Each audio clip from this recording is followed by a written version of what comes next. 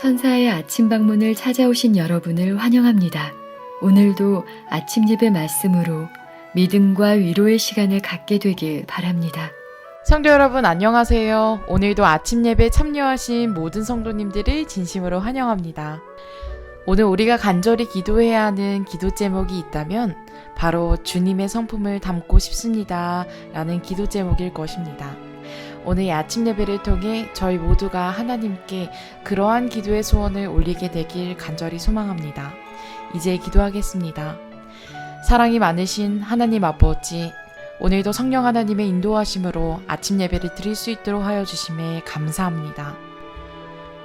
주님을 만나고 나서 주님을 닮고 싶어졌고 주님의 생애를 쫓아 온유하고 겸손한 자가 되길 바라게 되었습니다. 저희의 마음과 생애를 오늘 주님께 바치오니 우리의 모습을 통하여 오직 주님만 영광받아 주시옵소서. 주님, 말씀을 통해 깎아지고 다듬어지게 되길 원하오니 성령을 통해 이 시간 저희들을 지도하여 주시옵소서. 말씀을 전하시는 목사님께 함께하여 주셔서 진리의 말씀을 통해 저희가 이 시간 반드시 세워질 수 있도록 성령 하나님 함께하여 주시옵소서. 예수 그리스도의 이름으로 기도합니다. 아멘. 안녕하십니까? 유다와 요한은 둘 다 똑같이 예수님의 제자였고 둘 다 똑같이 성품에 큰 문제가 있었습니다. 그런데 요한은 위대한 사도가 되었고 유다는 멸망당했습니다. 왜 이런 엄청난 차이가 생기게 되었을까요? 문제는 성품입니다. 성도 여러분 잊지 마세요. 구원과 멸망의 운명은 성품으로 결정되는 것입니다. 성도 여러분, 여러분의 성품은 말씀과 성령께 굴복하는 성품입니까? 여러분의 마음에 주님을 담고 싶은 간절한 절박한 소원이 있습니까? 이 질문에서 요한과 유다의 운명이 갈려지게 된 것입니다. 성경이 말하는 성품은 세상 사람들이 말하는 성품이 아닙니다. 성경이 말하는 성품은 주님께 순복하고자 하는 그 마음, 그것을 성품이라고 말하는 것입니다. 말씀이 인도할 때 따라가는 성품, 성령께서 호소하실 때 굴복하는 성품, 그것을 우리가 말하는 것입니다. 자, 오늘도 본문을 읽으면서 사도 요한의 변화에 대해서 살펴보도록 하겠습니다. 요한의 생애 가운데 나타난 것과 같은 성품의 변화는 항상 그리스도와 교제한 결과이다. 성품의 결과는 뭐예요? 변화는 항상 그리스도와 교제한 결과라고요. 자, 그런데 우리가 질문할 수 있죠. 어떻게 항상 주님과 교제할 수 있을까요? 직장도 다녀야 되고 일도 해야 되고 가정에서 설거지도 해야 되는데 어떻게 항상 주님과 교제할 수 있습니까? 항상 교제한다는 의미를 이해하셔야 돼요. 항상 기도하라, 항상 교제하라. 이 성경에는 이런 말씀이 나오죠. 항상 교제한다는 것은 다른 일 안 하고 방에 앉아서 주님과 계속 교제만 나눈다, 그게 아니에요. 우리 생애를 주님께 바치고 드려야 하는 것입니다. 교제하려면은 내 생애를 주님께 드려야 되는 것입니다. 내 생애의 목적과 내 생애의 방향과 주께서 인도하시는 방향이 같아져야 되는 것입니다. 그래야 교제가 되죠. 교제를 하려면 둘이 같은 방향으로 가야 돼요. 같은 방향으로 동행해야 돼요. 그래야 교제가 이루어지는 것입니다. 나는 동쪽으로 가고 주님은 서쪽으로 가는데 어떻게 교제가 되겠어요? 일단 같은 방향으로 가야 돼요. 그러려면 내 생애를 주님께 드려야 된다는 것입니다. 내 마음을 드려야 되는 것이죠. 주님과 항상 교제한다는 것이 무엇일까요? 그것은 주님께서 나를 부르실 때 내가 언제든지 응답할 수 있는 마음을 가져야 된다는 것입니다. 굉장히 중요한 사상입니다. 성령께서 나를 부르실 때가 있습니다. 하루에도 여러 번 부르실 수 있습니다. 유혹이 올 때 나를 부르시고 시험에 빠졌을 때 나를 부르시고 문제가 생겼을 때 성령께서 내 양심 속에 말씀하십니다. 그때 교제할 수 있는 마음을 가져야 된다는 것입니다. 내가 내 고집을 하고 내가 세상을 사랑하고 내가 죄를 품고 있고 내가 저 사람에 대한 미움을 그대로 품고 있으면 교제가 이루어지질 않아요. 주께서 부르셔도 교제를 나눌 수가 없습니다. 성도 여러분, 마음에 죄가 있는데 기도가 됩니까? 안 되는 거예요. 똑같아요. 내 마음속에 세상이 있고 세속에 대한 고집이 있는데 교제가 돼요? 안 돼요. 항상 기도하라 그러죠, 성경이. 어떻게 항상 24시간 기도해요? 그게 무슨 뜻이에요? 항상 기도할 수 있는 마음을 가지라는 것입니다. 요한은 항상 주님과 교제할 수 있는 마음을 가졌다는 것입니다. 항상 기도할 수 있는 마음을 가졌습니다. 이것은 누구든지 가능한 것입니다. 우리가 주님을 사랑하고 주님께 마음과 생애를 드리면은 항상 기도할 수 있는 마음, 언제든지 기도할 수 있는 마음이 생기고 언제든지 교제를 나누는데 문제가 없는 마음을 갖게 되는 것입니다. 다시 말해서 하나님과 화평한 마음입니다. 자, 계속해서 읽어보죠. 개인의 품성에 현저한 결점들이 있을 수 있으나 그가 참된 그리스도의 제자가 될 때 거룩한 은혜의 능력은 그를 변화시키고 성화시킨다. 우리 생에 우리 성품에 문제가 있는 것이 문제가 아니에요. 누구든지 문제가 있어요. 결점들이 있어요. 그러나 거룩한 하늘의 은혜의 능력이 올 때 그 앞에서 굴복하고 변화되어야 된다는 것입니다. 계속해서 읽어보죠. 거울을 보는 것처럼 주의 영광을 바라봄으로 그는 영광에서 영광으로 변화되어 마침내 그가 사모하던 그분과 같아진다. 성도 여러분, 요한이 성화되고 변화된 순서가 무엇입니까? 정리해보죠. 요한은 주님을 바라보았습니다. 늘 바라보았습니다. 그리고 그 아름다운 주님의 아름다운 성품의 마음을 빼앗겼습니다. 그리고 나도 주님처럼 온유하고 겸손하고 주님처럼 저런 모습으로 살아가고 싶다 하는 간절함이 있었어요. 그래서 우리가 성경을 공부하는 것입니다. 말씀을 우리가 듣는 것입니다. 성경을 읽을 때 주님의 성품을 묵상해야 된다는 것입니다. 자, 우리가 주님을 묵상하고 주님의 성품과 생애를 묵상하고 바라보면서 뭘 해야 돼요? 내 성품과 내 인생과 주님을 나란히 놓고 비교해 보라는 것입니다. 그래야 내가 얼마나 못나고 얼마나 유치한지 보게 된다는 것입니다. 그럴 때 우리가 주님을 향해서 손을 뻗게 되는 것입니다. 주여, 제가 이렇게 못났습니다. 이렇게 세속적이고 이렇게 유치합니다. 도와주시옵소서. 주님의 성품을 담고 싶습니다 하는 간절한 그 소원이 나오게 된다는 것입니다. 주님을 바라보지 않으면 이게 안 나와요. 우리가 주님을 닮고 싶은 간절한 마음이 있으면은요, 이 세상과 또 이 교회에서 골목대장처럼 살지 않게 됩니다. 늘 섬기고 도와주는 그런 입장으로 살아가게 되는 것입니다. 성도 여러분, 날마다 우리가 아침에 일어나면 아침에 주여, 오늘도 제가 주의 성품을 담고 싶습니다. 도와주시옵소서. 우리 모두 이런 기도를 드리게 되길 간절히 바랍니다. 이런 사람들은요, 진심으로 회개하게 됩니다. 먹든지 마시든지 무엇을 하든지 하나님께 영광을 돌리고 싶은 그 마음이 생기게 되는 것입니다. 자, 계속해서 읽어보죠.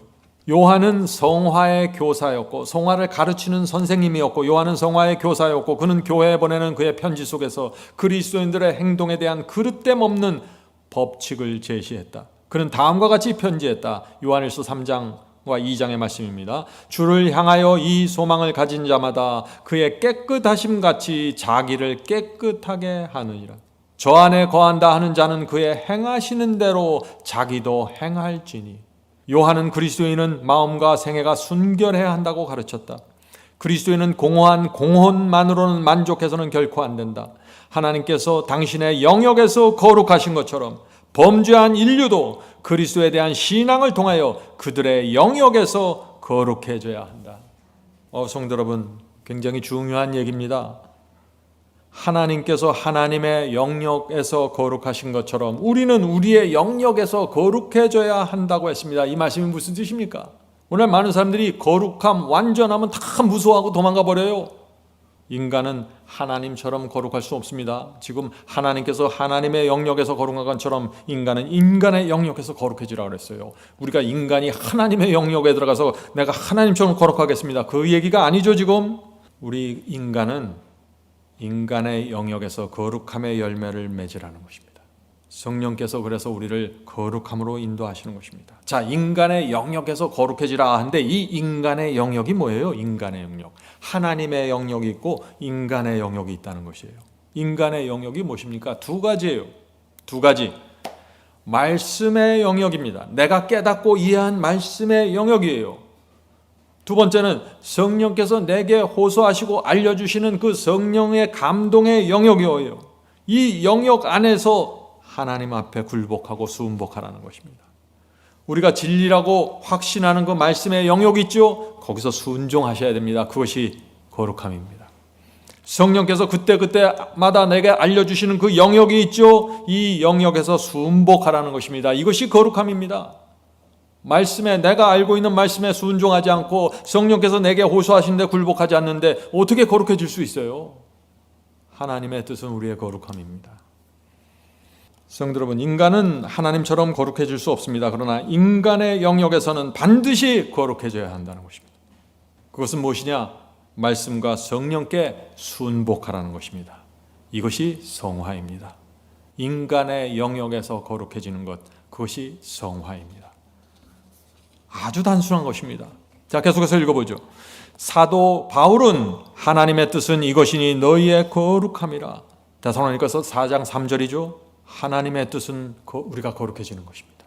교회의 성화가 당신의 백성을 다루시는 모든 일에 있어서 하나님의 목적이다. 교회 하나님의 목적이 뭐라고요? 교회 전체가 성화되는 것입니다.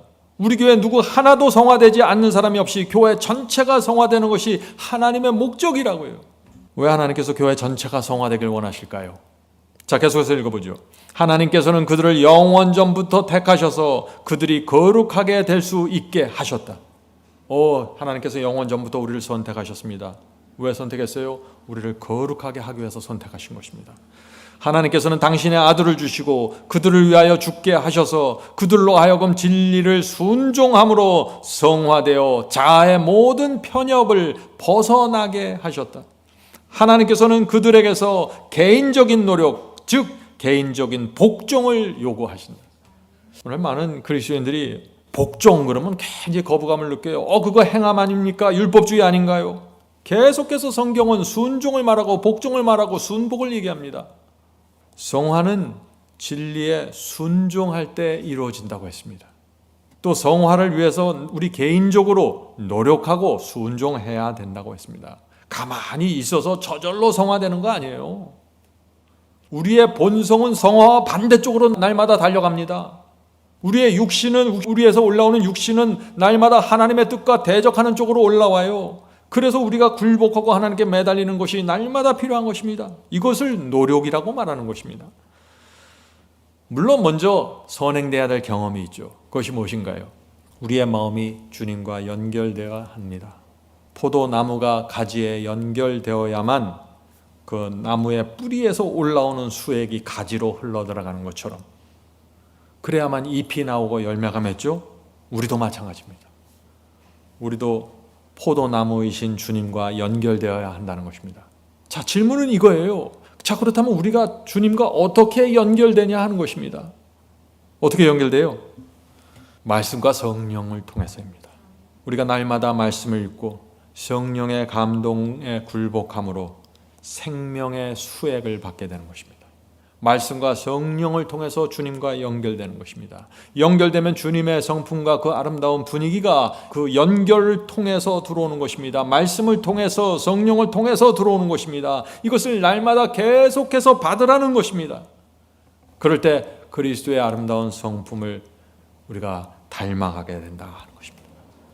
성도 여러분, 이런 생애가 순종의 열매가 맺어지는 생애고 자아로부터 벗어나는 생애고 이 못된 말투와 교만한 태도로부터 벗어나게 되는 방법입니다. 주님을 닮아가게 되는 방법입니다. 자, 계속해서 읽겠습니다. 하나님께서는 당신을 믿는다고 공언하는 사람들이 당신의 형상에 일치되고 당신의 성령의 지배를 받을 때 그들로 말미암아 영광을 받을 수 있으시다. 하나님께서 어떻게 영광을 받을 수 있습니까?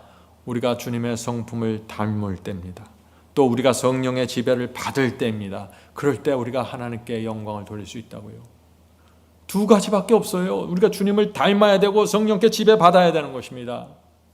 그때야 그 주의 증인으로서 그들은 하나님의 은혜가 그들을 위하여 무엇을 행하셨는지를 나타낼 수 있다. 성도 여러분, 하나님께서 왜 우리에게 성화를 요구하십니까? 은혜를 베푸셨기 때문입니다. 하나님께서 아들을 죽이면서 우리를 죄를 용서하시고 우리를 구원하실 수 있는 엄청난 은혜를 베푸셨습니다. 은혜는 그리스도의 피입니다. 근데 그 피의 은혜를 우리가 받았는데 하나님에 대한 태도, 사람들에 대한 태도가 달라지는 것이 마땅하다는 것입니다. 하나님께 대한 감사와 충성, 이것이 반드시 나타나야 된다. 누구에게요? 그리스도의 피의 은혜를 받은 사람들, 그리스도의 피로 구원의 은혜에 들어간 사람들은 사람에게도 마찬가지라는 것입니다. 그 피의 은혜를 받았으면 은혜를 베풀게 된다는 것입니다. 사람들에게 말이죠. 그래서 사람들을 불쌍히 여기고 겸손과 자비로 감사로 내 주변에 있는 사람들 대하게 된다는 것입니다. 이것이 성화입니다. 성화는 하나님께 대해만 나타나는 게 아니에요. 성화는 사람들에게도 나타나야 돼요. 오늘 많은 분들이, 신실한 분들이 하나님의 말씀에 철저하게 충성하고 충성스러운데 사람들에 대해서 감사와 자비와 겸손이 없는 것입니다. 하나님께 영광이 돌아가지 않는 것이죠.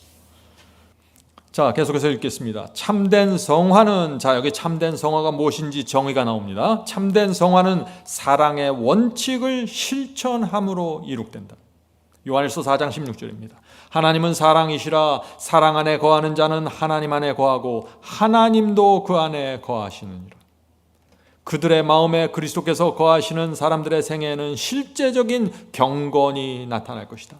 자, 실제적인 경건이 뭐예요? 성품이 변화되는 게 실제적인 경건이라는 거예요. 그것이 하나님께서 우리 속에 거하는 증거라는 것입니다. 자, 계속해서 읽어보죠. 품성은 순결하고 향상되고 고상하고 영화롭게 될 것이다. 순결한 교리가 의의 행위와 섞이고, 자, 교리가 순결한 교리를 받았죠. 바벨론의 포도주가 없는 순수한 교리를 받았습니다. 이것이 의의 행위와 섞여야 된다는 것입니다. 의의 순종과 섞여야 된다는 것이에요. 그리고 하늘의 규례가 거룩한 행실과 혼합될 것이다.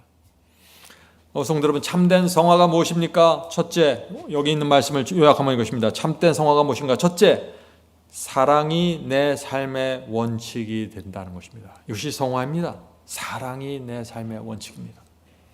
어떤 사랑이요? 남녀 간의 사랑이요? 그게 아니라 고린도전서 13장 사랑장에 나오는 사랑이죠. 사랑은 오래 참고 의를 사모하며 교만하지 않으며, 그 사랑장 있죠. 그것이 내 삶의 원칙이 된다는 것입니다. 사랑을 원칙으로 얘기하고 있어요. 둘째, 거짓 교리가 아니라 순수한 진리에 순종하는 것이 성화입니다. 순수한 진리, 바벨론의 포도주가 섞이지 않는 그 순수한 진리에 순종하는 것이 성화입니다. 셋째, 순결하고 고상한 말과 겸손과 온유로 사람들을 대하는 것입니다. 이것이 성화입니다. 성화가 아주 단순하게 설명되어 있죠. 성도 여러분, 성화가 어떻게 이루어집니까? 이제 여러분들 대답하실 수 있어야 됩니다. 말씀과 성령입니다. 어떻게 포도나무가 가지하고 연결되나요? 말씀과 성령입니다. 말씀과 성령을 통해서 그리스도의 그 온유함과 성품이 내 속에 흘러 들어와야 되는 것입니다. 말씀이 내 마음에 새겨져야 되고 내 삶의 원칙이 되어야 된다는 것입니다. 성령께서 내 속에서 나를 인도하시는 것입니다. 말씀이 내 속에 들어오면 성령께서 즉시 작동하면서 이 길이 정론이 이 길로 가라고 말씀하시기 시작한다는 것입니다. 그래서 말씀이 정확하게 들어와야 돼요. 그래야 성령께서 정확한 길로 인도해 주시는 것입니다. 이것이 성화라는 것입니다. 자, 계속해서 읽어보죠. 성화의 축복을 얻을 사람은 먼저 자기 희생의 의미를 배워야 한다. 여기 참 놀라운 말씀이 나오죠. 성화되기 원하면 어떻게 하라고요? 희생의 의미를 이해해야 된다고요. 희생 없이 성화가 안 된다는 거예요. 그리스도의 십자가는 지극히 크고 영원한 영광에 중한 것이 걸려있는 중요한 기둥이다. 아무든지 나를 따라오려거든 자기를 부인하고 자기 십자가를 지고 나를 쫓을 것이니라. 하나님께 대한 우리의 사랑을 보여드리는 것은, 자, 하나님께 나가서 하나님, 제가 하나님을 사랑합니다 하고 내 사랑을, 하나님께 대한 내 사랑을 보여드리는 것이, 보여드리는 방법이 뭐예요? 자, 계속해서 읽어보죠. 하나님께 대한 우리의 사랑을 보여드리는 것은 우리 형제 자매들에게 나타나는 사랑의 향기이다. 성도 여러분, 여러분은 하나님께 여러분의 사랑을 보여드리기 원하십니까? 형제 자매를 사랑하라는 것입니다. 형제 자매를 사랑하지 않으면서 우리의 사랑을 하나님께 보여드릴 수 없다는 것이죠. 자, 계속해서 읽어보죠. 영혼에게 안식을 가져다 주는 것은, 자, 우리 영혼에 안식이 있죠. 우리 영혼의 안식과 쉼이 필요합니까? 어떻게 하면 되니까? 이렇게 하라는 것입니다. 영혼에게 안식을 가져다 주는 것은 인내의 봉사이다. 영혼의 안식을 원하시면은 인내로서 봉사하고 헌신하라는 것입니다. 인내하고 봉사하고 헌신하지 않으면은 우리 영혼 속에 안식이 생기지 않는다는 거예요. 왜? 우리도 모르게 이기적이 되고 우리도 모르게 내 중심으로 내 삶이 끌어져 가버리기 때문에 그런 삶 속에서는 안식이 생길 수 없다고요. 안식은 내가 만들어내는 것이 아니에요. 성령께서 나를 인정해주고 나를 확증해줌으로써 내 속에 안식이 생기는 거거든요. 그래서 그렇습니다. 이게 성도 여러분, 이것이 하나님께서 우리를 만드신 원칙이에요. 우리를 창조하실 때 우리가 봉사하고 헌신하고 인내할 때 우리 마음이 행복해지고 안식이 생기고 평화로워지는 거예요. 이게 우리 유전자가 그렇게 돼 있어요. 그래서 하나님께서 만들어주신 그 유전자대로 살아가야 되는 거예요. 먹는 것도 마찬가지예요. 영적인 법칙도 마찬가지라는 것입니다. 하나님께서 우리의 태초에 우리를 만드신 그 원칙에 의해서 우리가 살아가면 자연히 안식이 오고 자연히 마음이 평강이 오고 자연히 행복해진다는 것입니다. 다른 사람을 사랑하고 다른 사람을 위해서 희생할 때 내 마음이 치료가 되는 것입니다. 이것이 치료의 원칙이에요. 자, 계속해서 읽어보죠. 행복이 증진되는 것은, 자, 행복이 증진되기 원합니까? 점점 더 행복하게 원하세요? 이렇게 하면 된다는 것이에요. 행복이 증진되는 것은 겸손하고 근면하고 충실한 수고를 통해서이다. 성도 여러분, 이 말씀은 놀라운 그 핵심적인 포인트를 지금 우리에게 가르쳐주고 있어요. 많은 사람들이 행복하기 위해서 명상을 하고 하루 1시간씩 음악을 틀어놓고 명상해야지 난 행복해져야 돼. 아니라는 것이에요. 겸손하고 근면해서 충실한 수고를 하라는 것입니다. 복음을 전하기 위해서, 영혼들을 위해서, 다른 사람들을 위해서 계속해서 수고하라는 것입니다. 그럴 때 우리가 점점 더 행복해진다고요. 하나님께서는 그리스도의 길을 기꺼이 따르고자 하는 사람들을 붙드시고 능력을 주신다. 이렇게 살아가는 것이 기꺼이 그리스도를 따라가는 것입니다. 다른 사람들을 사랑하고 다른 사람들을 위해서 인내의 봉사를 하고 근면하고 충실한 수고를 할 때 하나님께서 그런 사람들을 붙잡아 주시고 능력을 계속해서 주신다는 것입니다. 왜요? 하나님의 아름다운 복음이 퍼져나가고 하나님께 영광을 돌리는 일을 하고 있기 때문에 하나님께서 계속해서 그런 사람에게 에너지를 주신다는 것이죠. 자, 계속해서 읽겠습니다. 성화란 한순간, 한시간, 하루의 일이 아니라 평생의 사업이다. 성화는 오늘 가능합니다. 오늘 시작할 수 있어요. 여러분의 마음과 생애를 주 앞에 드리면 오늘 시작할 수 있습니다. 그러나 이것은 평생 동안 계속되어야 한다는 것입니다. 많은 분들이 또 이 말씀을 좀 오해하는 분들이 있더라고요. 대화를 하다 보니까. 성화가 평생 동안, 오늘 하루의 일이 아니라 필생의 사업이다, 평생의 사업이다 하니까 어떤 분들은 또 이렇게 이해해요. 아, 평생 동안 성화되니까 내 죄가 한 10가지 정도 되는데 금년에 하나 해결하고 내년에 2개 해결하고 이렇게 평생 동안 죄를 하나하나 해결하는구나. 이 말씀이 그런 뜻이에요? 아니에요. 죄는 오늘 주 앞에 내려놓아야 되는 것입니다. 성령께서 호소하신 그 죄는 오늘 내려놔야 되는 것입니다. 그렇게 살다 보면 또 다음 주, 다음 달에 성령께서 또 내 부족함을 보여주시는 것입니다. 그때 또 내려놓는 것입니다. 이런 경험이 평생 지속될 거다 하는 것입니다. 내 속에서 계속해서 부족함을 보여주시는 그 하늘 가는 길이 계속해서 지속된다는 것입니다. 이제 말씀을 마치겠습니다. 성도 여러분, 하나님의 마음에 기쁨을 드리는 생애가 성화된 생애입니다. 주님 안에서, 말씀 안에서 행복하게 사는 것이 성화입니다. 내 뜻을 버리고 하나님의 뜻에 순복하는 것이 성화입니다. 불쌍하고 억울한 자의 손을 붙잡아 주는 것이 성화입니다. 성화는 하나님의 마음을 받아야만 이루어집니다. 오늘 하루도 성령께서 우리에게 하나님의 마음을 주시기를 간절히 바랍니다. 이제 기도하겠습니다. 하늘에 계신 아버지, 오늘 하루도 주님 안에서 저희가 평안과 감사로 살아갈 수 있게 도와주시옵소서. 만나는 사람들에게 따뜻한 마음을 전해주고 따뜻한 말을 건네줄 수 있도록 도와주시옵소서. 오늘 아침에 받은 말씀의 은혜가 만나는 사람들마다 나눠주고 전달될 수 있도록 인도해 주시옵소서. 주님, 저희가 이 세상을 살 때 허무한 길을 가지 않게 붙잡아 주시옵소서. 적은 일에 충성하고 적은 일에서 감사를 누리는 그런 그리스도인이 되기를 소원합니다. 우리 인생이 하나님께 대한 감사와 충성으로 채워지길 소원합니다. 주여, 저희의 이 소원을 이루어 주시옵소서. 오늘도 저희 자녀들과 가족을 주님께 드립니다. 주께서 받아주시고 인도해 주시고 보살펴 주시옵소서. 저희 자녀들과 가족을 진리의 길로 인도해 주시옵소서. 이 모든 말씀 예수님의 이름으로 간절히 기도드립니다. 아멘.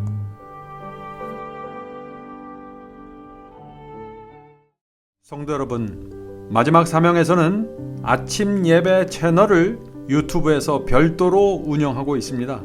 아침 예배 채널에서는 매일 새벽 4시에 예배 영상이 올려지고 있으며 특별히 아침 9시에 예배가 진행됩니다. 아침 9시 예배가 아침 예배 채널의 독특한 특징입니다. 원하시는 분들은 유튜브에서 아침 예배 채널을 별도로 구독 신청하여 주시면 저희와 함께 아침마다 예배 드릴 수 있습니다. 매일 아침마다 하나님의 말씀으로 저희 모두가 주 앞에 나와 예배 드리는 신앙으로 함께 나가게 되길 간절히 바랍니다. 감사합니다.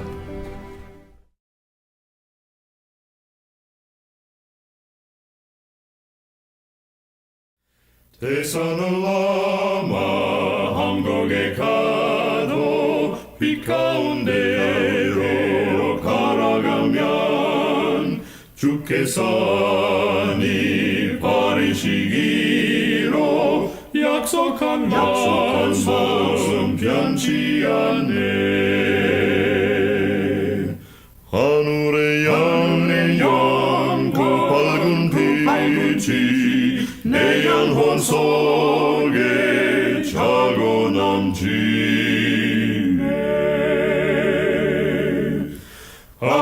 할렐루야, 널 기뻐하며 주 이름 높이 찬양하리.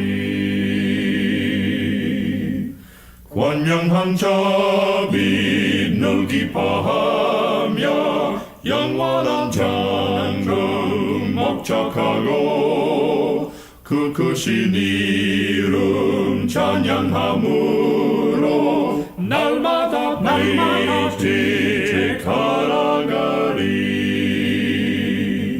하늘의 양 그 밝은 빛이 내 영혼 속에 차고 넘치네.